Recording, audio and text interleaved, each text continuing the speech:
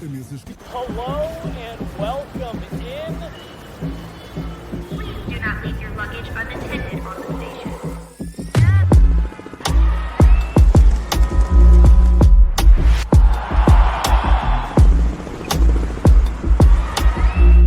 Welcome to the show.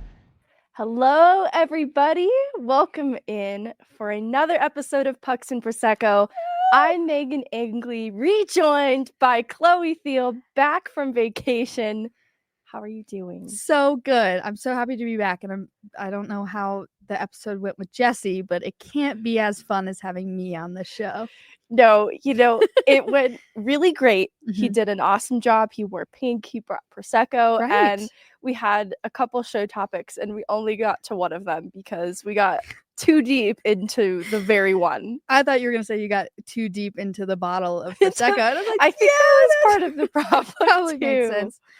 Um, Whoa, we both just said at the exact same time. That was scary. But one of the stories I have to share while I was there. Good. We were coming back. I was in Costa Rica. We were at the airport in Costa Rica, and we were sitting and waiting for our flight. It got delayed quite a few times. And we were sitting next to these people that were flying to Canada, to Montreal. So we started chatting with them. They said they were from Ottawa, and they were Canadiens fans. And we told him that we were from Colorado. And he said, "Oh my gosh, there's a kid from..." I tried saying that at the start of the show, and you're like, the countdown's on. It's like, okay. Guys, Chris Wagner has been recalled by the Colorado Eagles. Oh my gosh. There are no new guys returning to the lineup tonight. There's been a few on the injured list of guys listed as day-to-day, and they've been practicing with the team, and Jared Bednar hopes to get them in a game this week. As of tonight, it's looking like it might be the Vancouver game later this week because none of them can help tonight. So Chris Wagner, not sure if he's getting in a game tonight, but they've recalled him. That is news. Sorry, Yay! I interrupted your Ottawa story. Right in the middle of... Now I have to start over. No, I'm just kidding. Vaguely said Chloe's back from baby dolphin land. Yeah.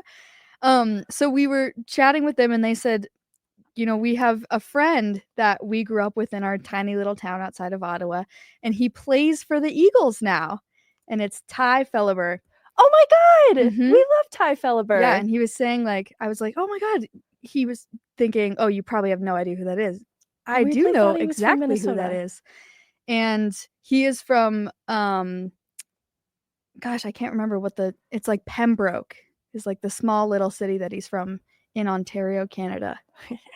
But I said, I know exactly who that is because he just made his NHL debut Yes. this season. And they were saying, yeah, all of, some of our close friends and his family got to go out there to see him. And that was so exciting. So Oh my gosh. it's really cool to see, someone from our tiny little town get to play in the NHL. It's like, what a small little hockey world we live in. That I was in Costa Rica and I happened to meet these people that know a kid that they grew up with, Like that plays for the personal Eagles. friends. Yeah. I love this too because we were some of the only people who interviewed him around his debut. So Guerrilla Sports providing coverage for his family to stay connected with him in that exciting chapter of his hockey journey. All right. I love this super chat from Vaguely. $1.99 Scott Saborin must be added to the burn book, parentheses JMac. Honestly, there are so many reasons I thought about making him the entry for the burn book today. It would have been kind of niche to have an AHL burn book entry, but we're going to get into this last weekend series with the Eagles and the San Jose Barracuda, obviously getting clotheslined, JMac that was, by Scott Saborin and company was bad, but this Scott Saborin, guys, man, he stinks. He stinks. He was making me so angry. I've never seen somebody that has made me so angry for a few years. I used to be a lot pettier about hockey, and this guy stinks. Well, we have so much room for so many more burn book entries. So maybe this time next week, if you still feel that way, yes, he will go in the burn book. He can still go in Yeah. it. Because I'm not going to lie. I'm not trying to go down this rabbit hole too early in the show, but I watch a lot of hockey, and this series with the Barracuda this last weekend was some of the yuckiest hockey I've seen in a long time. And Scott Sabourin was at the heart of a lot of it. It's just, at some point, Scott, it is not that serious. You need to calm down. He was being so dramatic and he was bothering everybody between whistles, in play. He was just being annoying. And obviously injuring J-Mac being the biggest thing born from that. Wasn't a fan of his style of hockey, not one bit. Mm. But let's get into the first topic for today. Why is Jesse laughing? I have no idea. You actually texted me about this one. Mhm. So Alexander Ovechkin, he breaks Gretzky's goal record. He gets to 895 and 1487. And so he's one goal better than Gretzky in the same number of games. He heated up over this last stretch to push towards this NHL history-making moment. 7 goals in the last 7 games from him. And with a wrister from the top of the circle, he finally beats Sorokin on the power play. They stop the game in the middle of it to do this ceremony. Okay. When I was watching this, I was thinking, are they allowed to do this? I was wondering the same thing. You're stopping in the middle of regulation, in the middle of a period. This game has real bearings. Right. It has a real effect on the standings. Yes. I was really confused by that. I was not sure if I mean when they I think my boyfriend said, "Oh, they're going to stop and do the ceremony." And I was thinking, "No, they're not. There's no way that they would stop and do it in the middle." And sure enough, they did. And they lost 4-1. Right. It was the lone goal. So in a way, I was like, okay, well, if the Islanders had lost, I would have felt really differently about them stopping in the middle for the ceremony. Mhm. It's very disruptive, and it just feels weird and off script to do that in the middle was. of a regular season game. Right. And I don't know how to feel about it. Still, it is a monumental historic moment. Right. So to that end, I understand the significance of it, but it also, I don't know, could have come post game maybe. I think it could have waited for post game for sure, or the opening of the next game. Yes. I'm not sure if they have more home games left in the season. I'm sure they do. It's a good question, actually. At least a few more. I don't know if that was the reason, but it definitely could have waited for post game. And do you remember? I don't know if Jesse remembers this either. At the beginning of the season, everybody said I put a hex on Ovechkin. I can't remember what I said about him at this point, but they were saying like, "Oh my God, he's not going to break the record now," and he did. So that just goes to show you that I had nothing to do with it. Oh. I said something about Ovi and then he got hurt, but it doesn't matter. It was just a tiny little curse. It was Heaven just a small forbid little a woman curse have for a little bit. hobbies. He came through, so it's fine. But I do love that he breaks the record in the same amount of games. Something about that symmetry, Yes, it just makes me really excited. And that just reminds me of the tweet that I just sent you. Yes, with Nate. If he has a point tonight, then he'll tie Joe Sakic for most points in Colorado Avalanche history, not Nordique's Avalanche. So in the same amount of games. I think that's exciting that we're at this milestone in Nathan MacKinnon's career, because we sort of measure the two different eras of Avalanche hockey and the different players then that represented each era. And it is felt for a long while that the works of Forsberg, Sakic, are just untouchable. Right. Even to an extent, I'm going to say Ray Bourque. I know that his time as an Av was short-lived, but his entirety of his career was significant. And so we're talking about, today's era of Avs players that have obviously won a cup in this era, but it's not been without sacrifice and disappointment along the way too. And it's marked by a MacKinnon and a Makar and formerly a Mikko Rantanen. You have to talk about it a little bit, right? And it's just crazy to me that MacKinnon is chasing down Sakic's records inside the franchise because he is a household name, obviously continues to have a stronghold over the organization and plays such a huge role in the Avs to this day. But it's kind of interesting that MacKinnon's right there in terms of making that kind of impact on the organization. And we're early into his career. And I think it lends itself to the conversation we're going to have in a little bit too. I think it's just when you see these records get set. You're not thinking about when they're going to get broken. And to see now that Ovi has broken this record and now Nate is most likely going to break this record, it's incredible to watch. Like this is an how do I want to say this? This is like a new generation of hockey that we're watching. Those were all the greats, and now you're watching the new greats break the records from before. And it's just so exciting. This is such a special time to be alive and to watch these games happen. Yeah, I think the good marker too is you look at some of the records that were broken, whether it be Ovechkin or Gretzky, and it happened in 20 seasons worth of hockey. Nathan McKinnon's in season 12, so a little over halfway through that point. And to see what Ovechkin is doing in, season 20 of his NHL career, talking about his goal pace heating up there in the final stretch to unlock this record, it is exciting to imagine then what a Nathan McKinnon is doing right now, but also what he'll be doing at later stages in his career. Yeah. And I get nervous around those conversations because that's a lot of hockey yet to be played for any of the players we're going to be talking about. But it is exciting to see that the pace and the path that McKinnon is on is directly in alignment with the players who've come before him who have made history books. Something about it being the same amount of games, just is that not the craziest thing ever? It's a little like it's the craziest thing I mean, just if they had one more point or one more goal in another game, then it wouldn't be the same.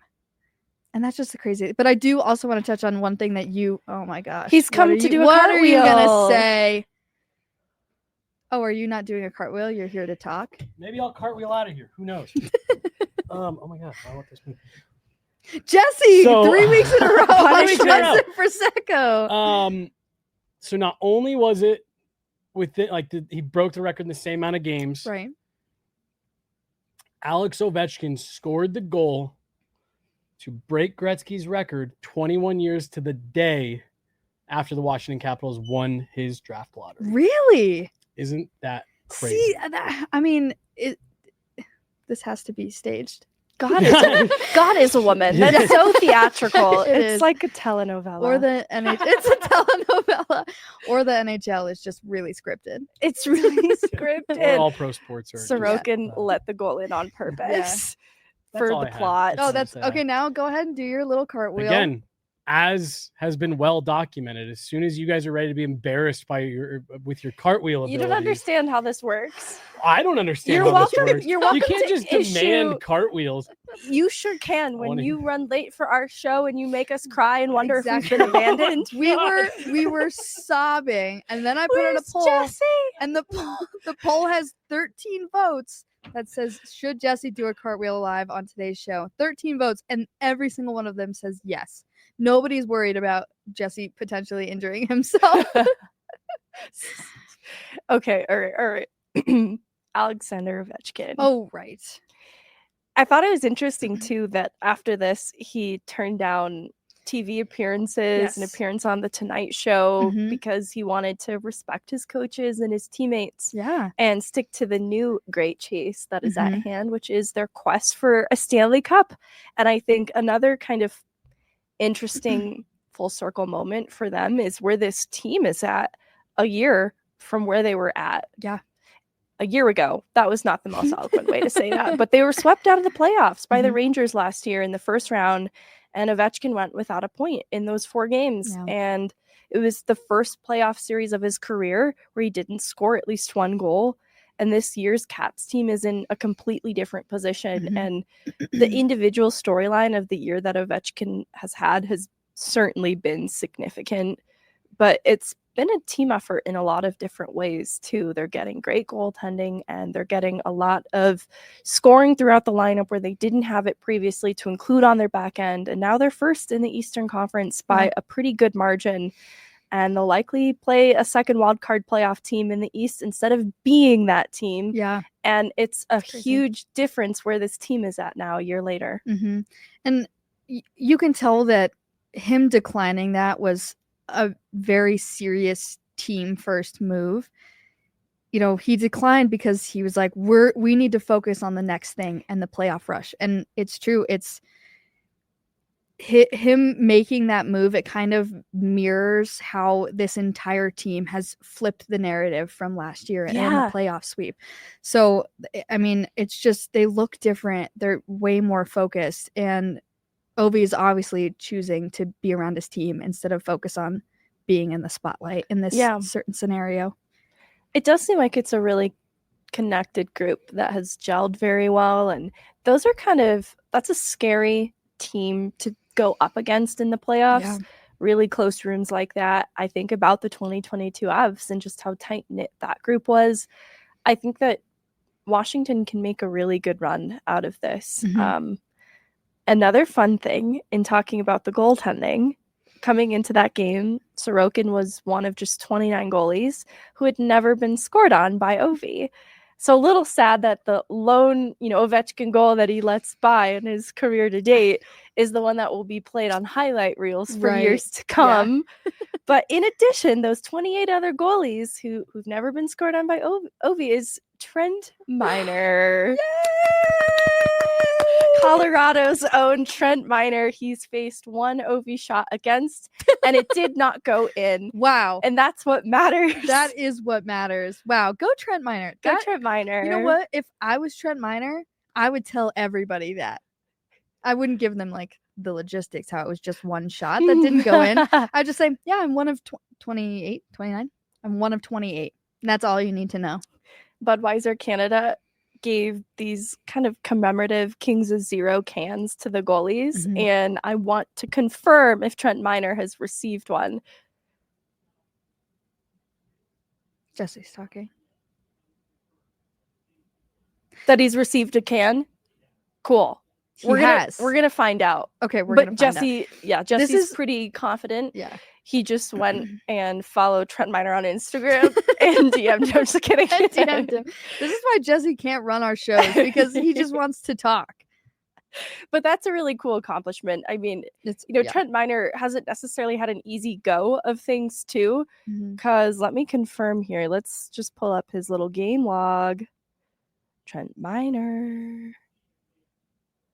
He's on the list to receive a can. I saw his name in the promotion, so I mean, I don't know why he certainly do one. But yeah, it wasn't the game that he came in as.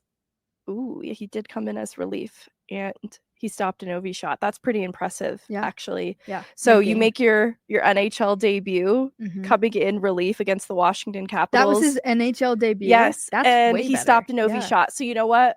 We just upped the ante. That carries a little more weight, Trent Miner. That carries way more weight. Yes. Good for him. That's impressive. Awesome. I just thought that was a really fun Colorado connection to have his name in that list.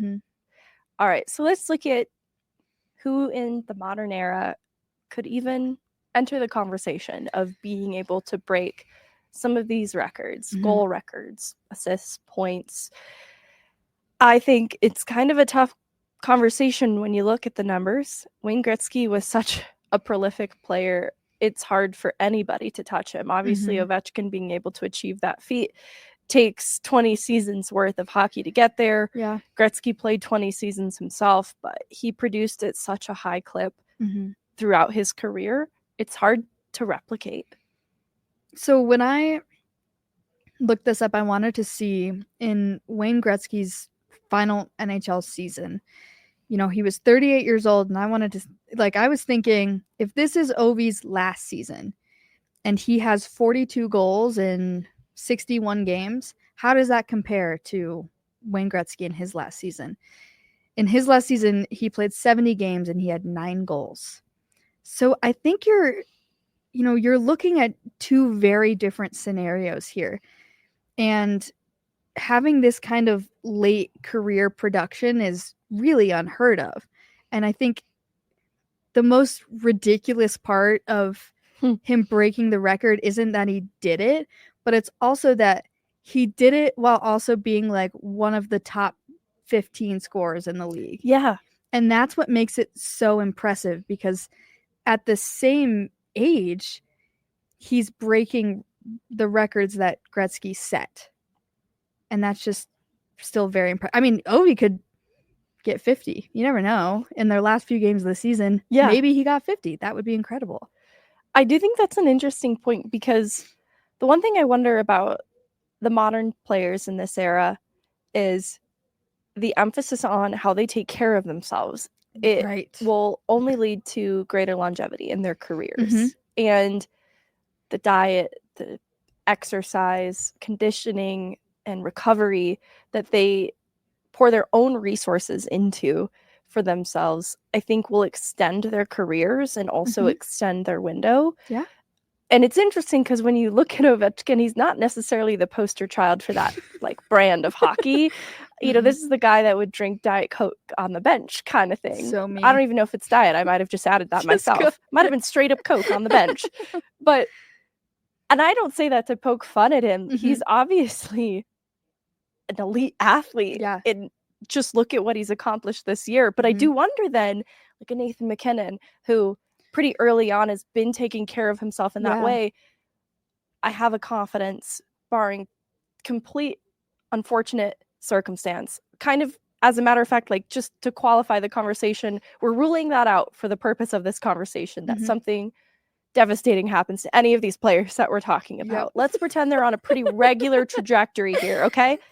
In terms of how Nathan McKinnon has taken care of himself, starting at a young age in his career, I do think he has extended his window then to play 20 seasons in the NHL easily, but potentially past that. And that's where I think this conversation starts to pick up steam for a player like him and others who are in it. Yeah. How many seasons do you think Nathan McKinnon is going to play? I feel like he's going to play until he's 50 at this point. He takes such good care of himself that you can see him being able to play for that long and still breaking records when he's 50. You never know. Which is kind of scary to imagine, because when I think about the players that are kind of next in line to be eyeing down some of these records, Nathan McKinnon wasn't first on the list. For me, I was looking at Connor McDavid. And it's just the pace at which he produces each season. But like a McKinnon, he's only 10 seasons into his NHL career. So it's still very early. But I looked at the goal rate, I call it, and it's just the number of games played and the number of goals scored throughout a player's career. And for Gretzky, it was around a .601 goal rate over his career. Alex Ovechkin, 601 was his goal rate as well. So it kind of makes sense how they achieve the number of goals in the same number of games. That's how I'm calculating it. Right. Connor McDavid has had 361 goals in 709 games, which is a .509 goal rate. I think that's something that could easily pick up steam along the way because those numbers fluctuate over the course of a season. And so I can easily see him, again, fully healthy with runway ahead of him over time, chasing down these records himself. He's only 28 years old. I think he still has a lot of hockey left in him. I think he's going to make a strong case for that. And Austin Matthews, another one that as a goal scorer is producing at a pretty high rate. He's about a .638 in terms of his goal rate, which is, you know, over time that probably regulates a little bit, but he's a pretty elite producer. And so it's going to come down to games played and the number of seasons in the league. But I think those are two players that are on the right track for being able to chase down that type of record.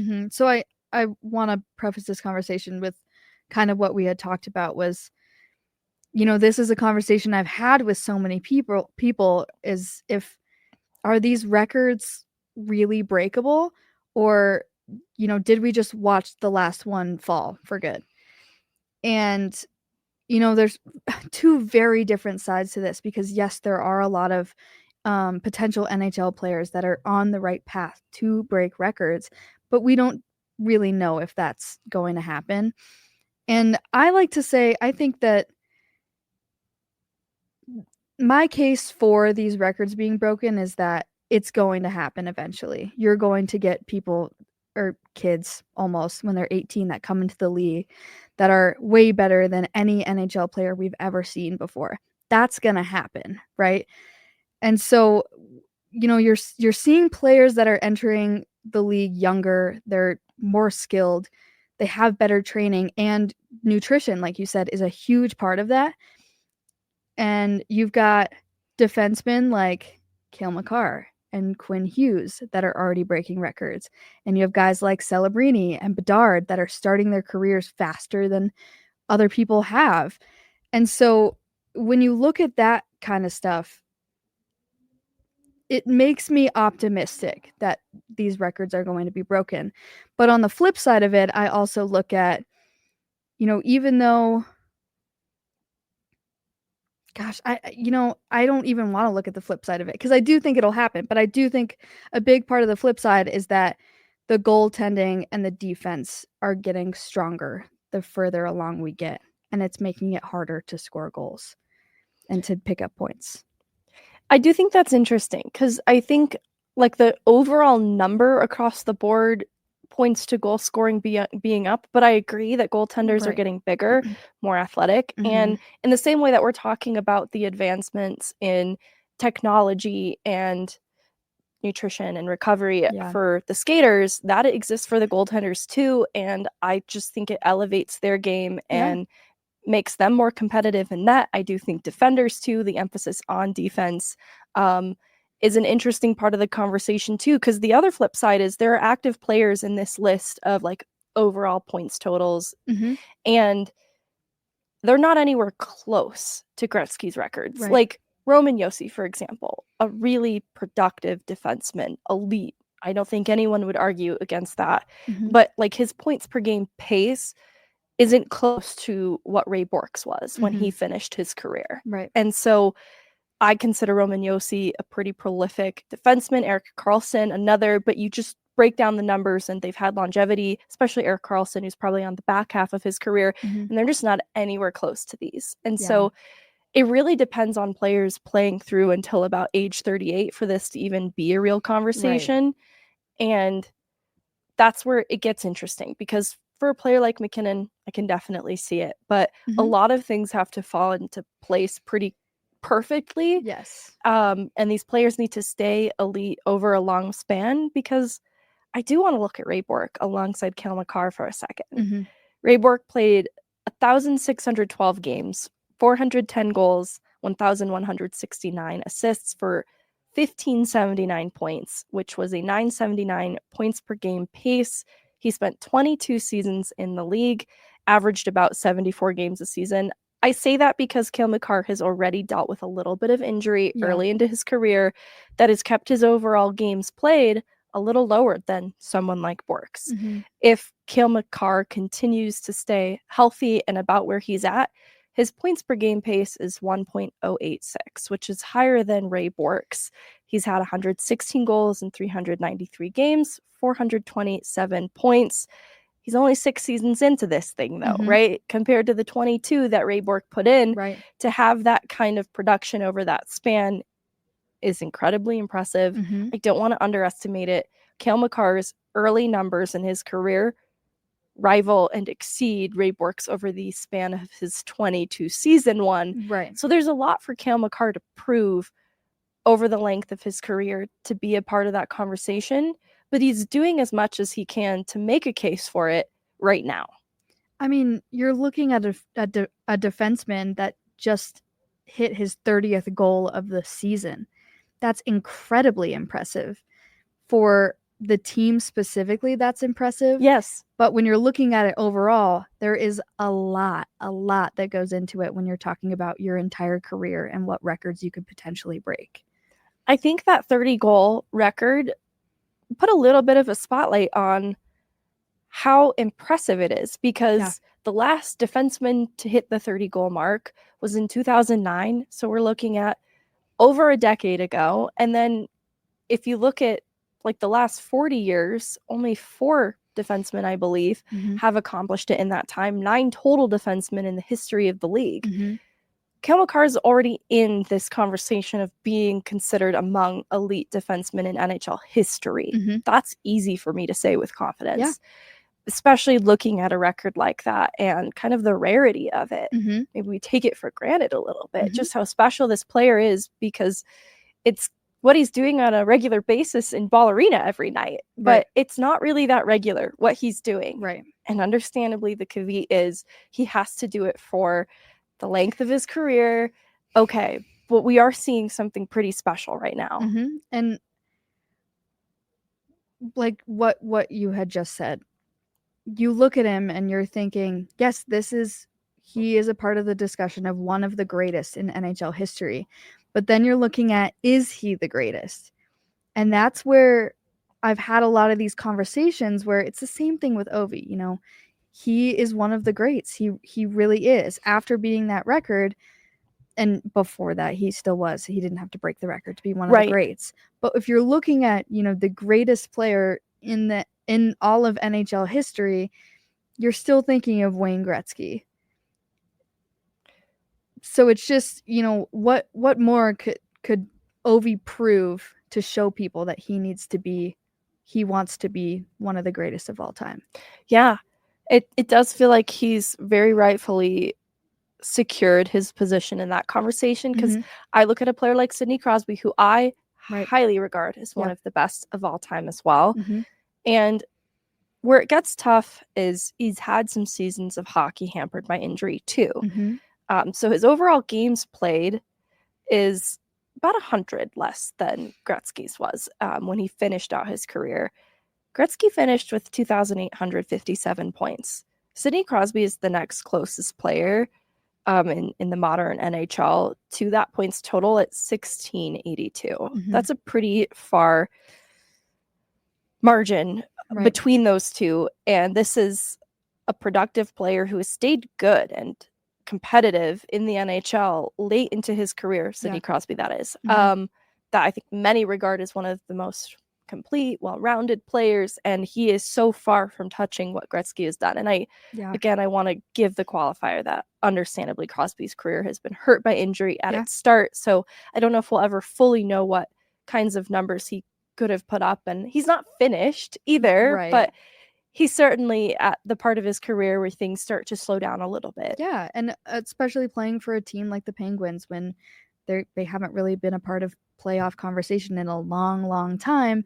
It's hard to produce on a team like that. So when you get to your back half of your career and you're also playing on a team like that, that of course you're not going to generate as much as you did at the beginning of your career. So yes, it makes a lot of sense. I think you bringing up to how Gretzky closed out his career is a fair assessment of how a lot of players at age 38 and beyond, you know, like what Ovi did at this big age. Crazy, kind of crazy. Yeah, that's why I wanted to look at it, because I was thinking, gosh, this guy's 29.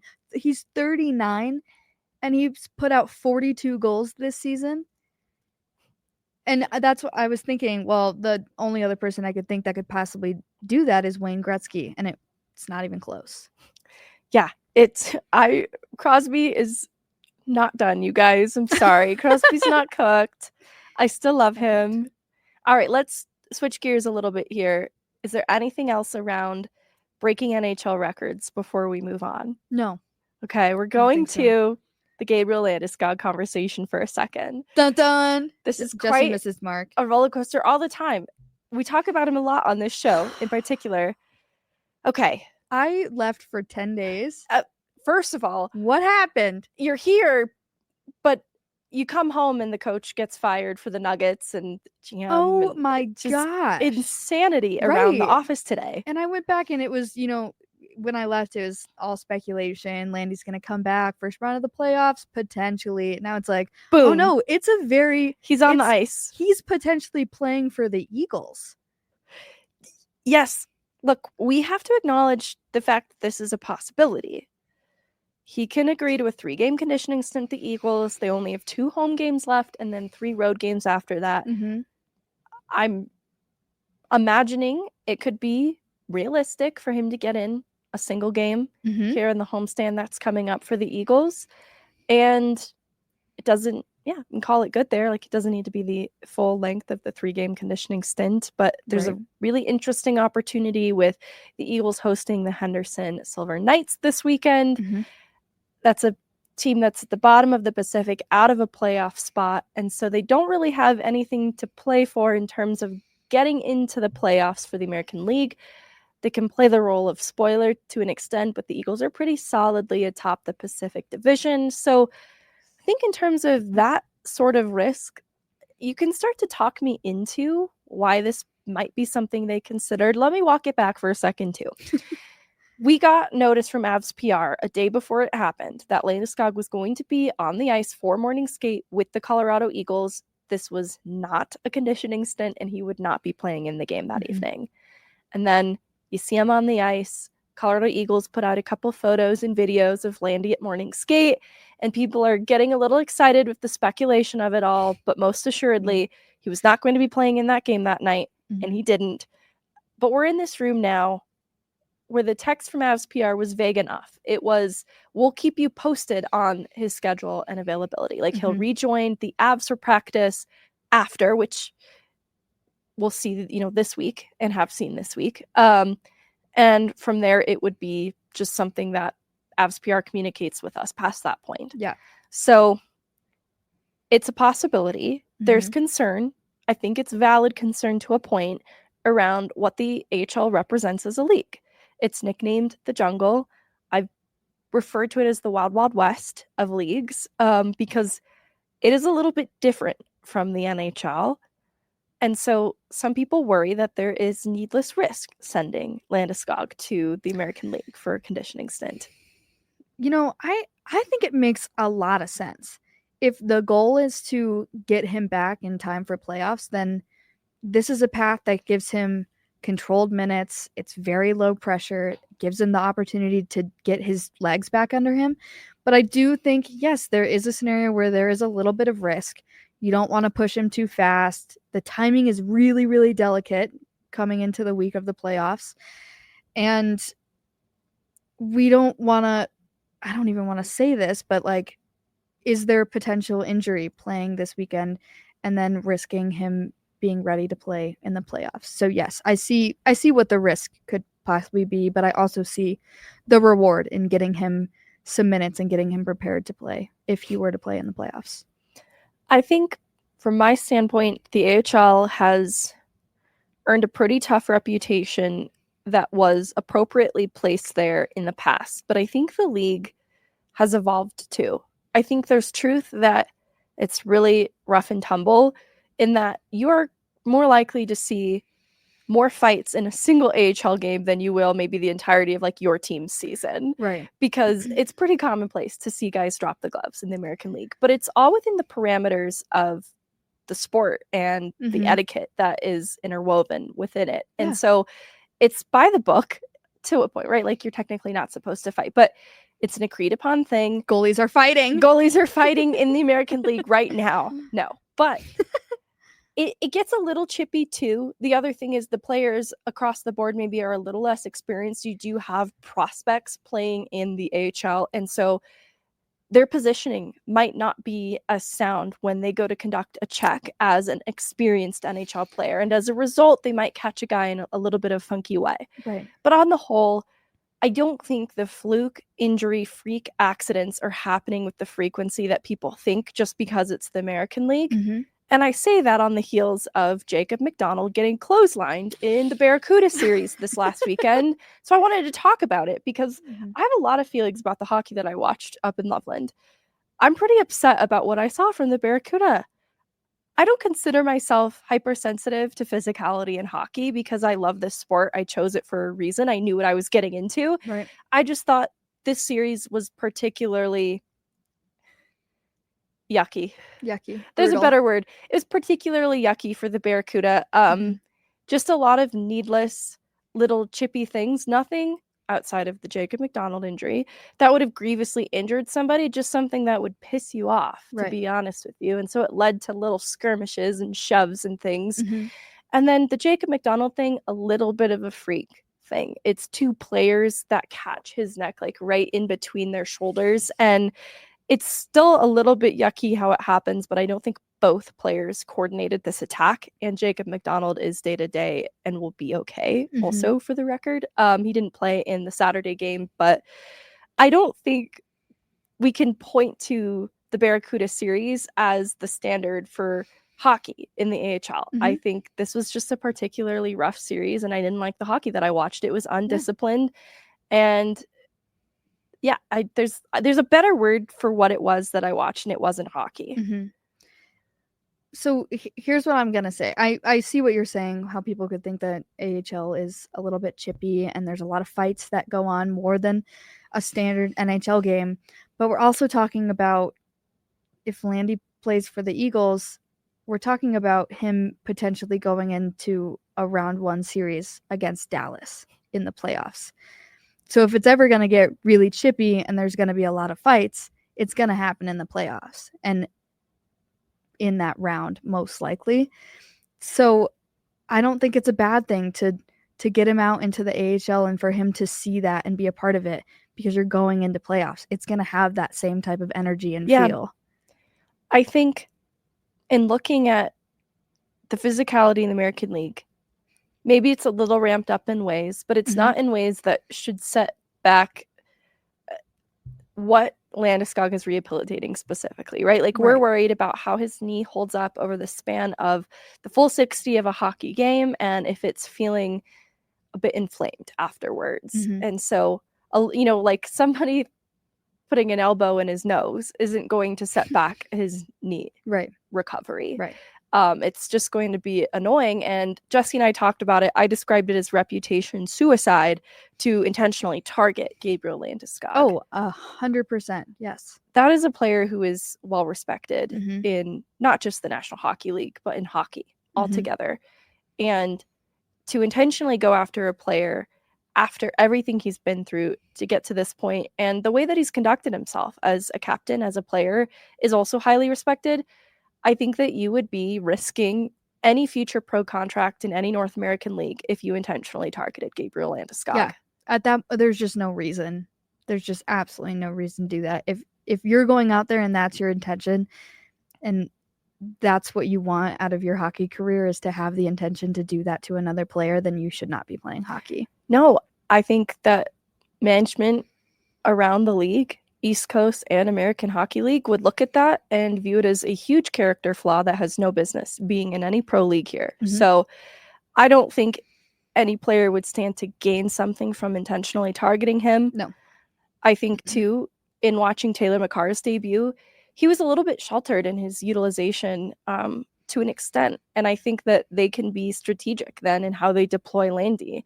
I'm thinking back to Bo Byram doing a conditioning stint in the American League. This is a guy who had serious concerns with concussion history going to the American League, and he was well protected by his D partner at the time, and his utilization was very calculated, and he was fine. And it was a good way for him to get his legs under him ahead of rejoining the Avs. And it went off without a hitch. I do want to say too, sorry, this is really off topic. When we read out the theories for Landeskog's return, the first part of Charlotte's whole story was that he would go to the Eagles for a conditioning stint. So I don't she's know. right. I don't know so if I far. want all of Charlotte's story to be right. I don't either, but I just want to say that is right. So far, everybody's on a pretty good track with what's going on. I think it would be a great way for Landeskog to get game speed action, because you can't replicate it in practice no matter what you try. And he's been ramping up a little bit more. This would just be the next building block in that path to returning that we've talked about. And the other thing Jesse and I were talking about today after morning skate is how much has happened behind the scenes too, that we're not privy to, and has informed, though, decisions that have been made through this point. And so I'm deferring to the people who know best in this situation, and that's Landeskog, and that's the coaching staff, both with the Avs and with the Eagles, and the medical staff and team around him, that if they are going to do this, it's going to be an informed decision. Yeah. Was that a segue into the next topic? I didn't want to talk about it. I was like, but we got to get there. We got to talk about this vulnerable moment in the recent episode of A Clean Sheet. Landeskog, during the home opener, when I'm not gonna cry, he was to be announced as part of the Avs roster for the year ahead, and he had a really raw and emotional moment in the hallway with fear and insecurity around if the fans would even remember him. Here's what I'll say. Okay. That was really hard to watch, but I'm also so proud that he included it, because it was such a vulnerable moment that I think people need to see normalized. Yes. It's such a moment of strength, I think, in being able to then share it and to transmute then something that was probably so painful in the moment and share it with others as a choice. Mm-hmm.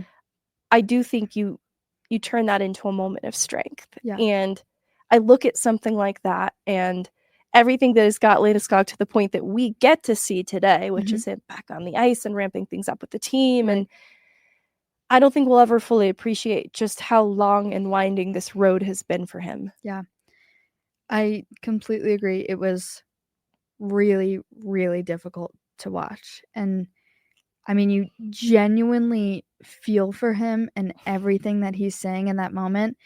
And for him to break down in front of the cameras and allow himself to be vulnerable like that, first of all, is an emotional maturity that's uncanny. Yeah. But also then him turning to the camera and saying, I'm scared to let everyone down.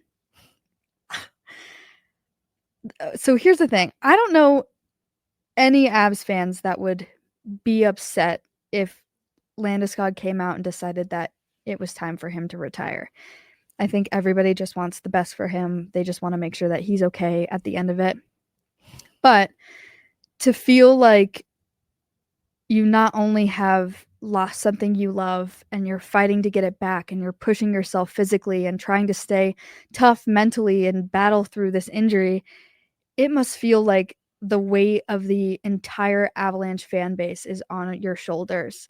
And you can feel that in the moment when he says that. So I really, really applaud him for opening up and sharing that, because it shows you that he's just a real person. Yes. He's human. And he's not some superhuman athlete, or maybe he is, I don't know. But I think we forget that these players are real people with real struggles and feelings. And he gave us a glimpse into how difficult this is for him every single day. And it was just incredible. I am so touched by it. Yeah. I also wish I could erase my memory and Yeah, bleach my yep. brain as if I'd never seen it. But, it's okay to be uncomfortable. Right. Because it is a really tough moment. And I think it's so important for young athletes to see that raw vulnerability Yeah. and see that it is okay to have doubt and uncertainty. Even the world's best professional athlete that is highly respected Mm-hmm. for his leadership and his mental toughness Yeah. can still experience moments of doubt and Yeah. fear and uncertainty. Mhm. And I think what he's done since that moment is the big part of that story too, to also share all of this with Mhm. us. Mm-hmm. He didn't have to do that. The context has been so helpful in understanding his journey to this point too. Yeah. I think you're right. I don't think Avalanche fans would have been upset if he decided to hang up the skates. But man, did it just make us want to rally around him even more I to see know. this, right? Like Mhm. there won't be a dry eye in the house. Even if he, let's 100%. pretend he Let's shows up for a pretend. conditioning stint this weekend in Loveland. Yeah. Blue Arena is going to be insane. Okay. I Yeah. think everyone's going to be crying. Everyone's going to be cheering. Like the way they react to Theil Makar making his debut, knowing this is the little brother of Cale Makar. Mm-hmm.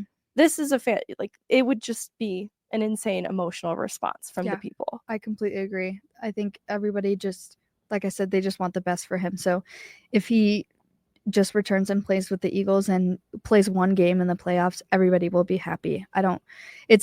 It's hard to hear that he's scared of letting the fans down, because, he should be focused on everything that he has to do to help Yeah. his injury and return. Yeah, don't worry about us. Yeah, but for him to be focused on the fan, it really shows you where his priorities lie with the organization, and that's even more incredible. Yeah, he's such a captain to Mhm. his core Mhm. and such a good face of the organization for that reason. Yeah. It reminds me of how, were you ever little and you wanted to sing, but you didn't want to sing in front of people? So you're I'm like, can I still turn too- around and can I turn around, or can all of you turn around and I'll sing? I wish there was a way for Landeskog to return to hockey where we all turn Oh, around. Yeah, It's like, don't worry about us. We're not watching. right. Just do your thing. Just do your Do thing. your thing. Exactly. Whenever you're ready, If go ahead. There was some way. He's watching. because you're a great singer, Gabe, and I know you're gonna crush it. All right, let's move on to our burn book entry. To I don't know if it'll lighten the mood or just Make bring people us to a angry. petty place. I don't know. I was talking with Chloe how I thought I would have more people that I want to put in the burn book, to be honest with you. And I used to get a lot angrier about hockey. Like, I would put Ryan Kessler in my burn book tomorrow, but it's just not really relevant to today's hockey. I just used to feel a lot more emotions about people Yeah. who got under my skin that I didn't like. I think that happens with, when you move to covering the team, then I think you're right. so I think this is a good point where we need to start asking the fans and everybody that watches, Yeah. who they want to put in the burn book, because there's so many people that like we haven't even touched the surface with how many people that we could possibly put in this burn book. Yeah. And we're still doing mostly Avs specific connections. Right. But vaguely, I'm so glad you said it. But yes, please, we might not be able to get to our most petty state, but you can. And so if you are feeling just a little bit petty, give us some recommendations for our burn book. All right. No questions asked. They're going in it. Yeah. We don't even want to know why. Just I mean, tell I do us. want to know why, and it doesn't matter your explanation. They're Right. going in. All right. If you have a problem with them, then I have a problem with them. So I don't know if we have it queued up to show here, but we do have another entry. Wait. I'm so sorry. No, it's okay. I think it will appease the people. It pleases me. It makes me laugh the So, way that you label Label every these? single picture that you sent. I was thinking the other day how there are hockey players that I don't really love on the ice, but I hear nothing but great things about. Like Jacob Trouba. Don't really love the way that you play hockey all the time, but I hear nothing but terrific things about the person that you are away from the ice.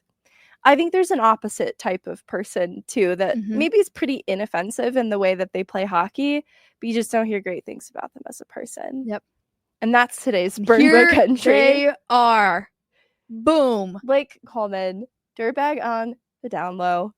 Now, honestly, this was pretty easy for me to put in because he very needlessly gunned for Cale Makar and shoved him in the head. So that alone actually can be the reason he's in the burn book. But from a character standpoint, not crazy about Blake Coleman. Yeah. He's not the most upstanding citizen off the ice. We're just gonna say that. And Meghan has very reliable sources.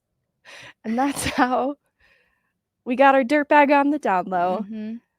Or maybe it's not that down low if he's just shoving the world's most precious angel, Cale Makar, in the face. Well, I'm trying to look at what some of these comments are. There's a secret star rating in the burn book of how big of a jerk they are on the ice. He slaps puppies in his free time. There should be a star rating for like on ice burn bookability and off ice burn bookability. Yeah, we should start doing that. But if anybody has other ideas for burn book entries, drop them in the comments and we will add that distinction too. Because there's guys I think, okay, I really hated this thing you did on ice. Even though I know you're a good player, you've got a 5-star rating of burn bookability for your on ice behavior. Burn bookability. I love that. Yeah, I'll start thinking in those terms too. I don't want to start getting too in the weeds on off ice behavior, but I mean, there's a lot of really good guys in the league. We can start an anti-burn book. Yeah. We should start an anti-burn book, yeah. Our untouchable angels. Suborn. Ruin McDonald's chance at the AHL record. No, McDonald's day-to-day. I think he's going to get in a game before the end of the regular season, and the Eagles have 5 more games left in their schedule, and he's just 1 goal away. Okay, you guys, I need you to believe that Jacob McDonald can do this. He will do it. You put him on every power play with Landy. Oh my God. I know. And it's jersey off our night. Nope. Those aren't words. Jersey off our backs night on Saturday. It's the last home game for the Colorado Eagles. So you should just be there no matter what, in my opinion. I need to know this from your standpoint. Can you give us what you think the likelihood of Gabriel Landeskog playing this weekend is? 92%. I'm just kidding. Let's go with 75% chance. 75. Okay, why? Why 75? No specific reason for that number, like to be cheeky. Right. I feel it is a strong possibility. Interesting. The burn book ability Is that meter. how optimistic you are that it's going to happen, or based on everything that you've heard, you think there's a 75% chance? It's based on what I've heard. Okay. And it's still uncertain. Mhm. There's a lot of important people above my pay grade who ultimately make that decision. Yep. So we'll see. I'm going to go with optimistically, I'm going to go 90-10. 90-10. I didn't know. Okay, now I see what we're doing. We're doing like, so I got 75-25. Perfect. 60-40. 60-40. I I like see that too. 60-40 too. That feels like a good split. 40.